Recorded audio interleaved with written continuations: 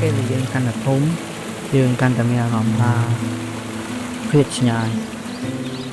យើងចាប់ផ្ដើមមកវិញនៅក្នុងកំណត់ខ្លួនឯងជាប់គាំងនឹងបញ្ហាផ្ទាល់ខ្លួនសម្លេងរំខាននៃការងារពេលខ្លះយើងក៏មានអារម្មណ៍ថាខ្លួនឯងឯកាដែរ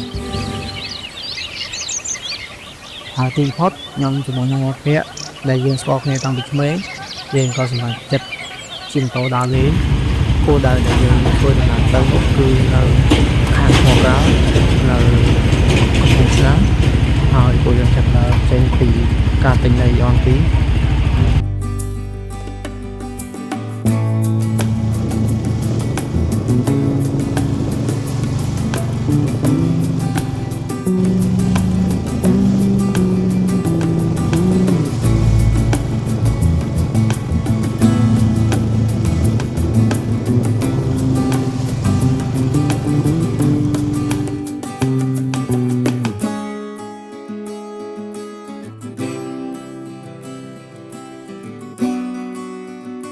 បន្ទាប់មកយើងក៏បានធ្វើដំណើរដល់ផ្សាររមៀសនៅខាងកំពង់ឆ្នាំងហើយខ្ញុំនិងមិត្តភក្តិបានចុះញ៉ាំអីនៅផ្សារហើយនឹង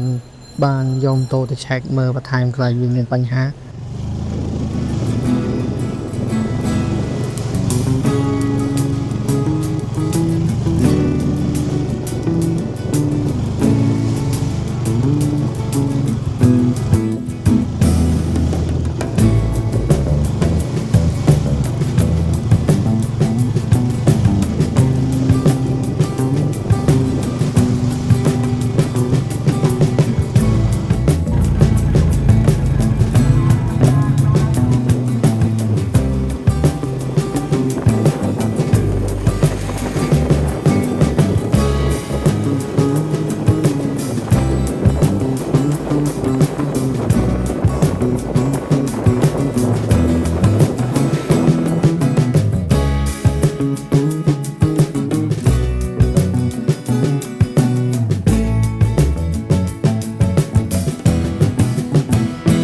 ហើយឥឡូវយើងក៏មកដល់ផ្លូវ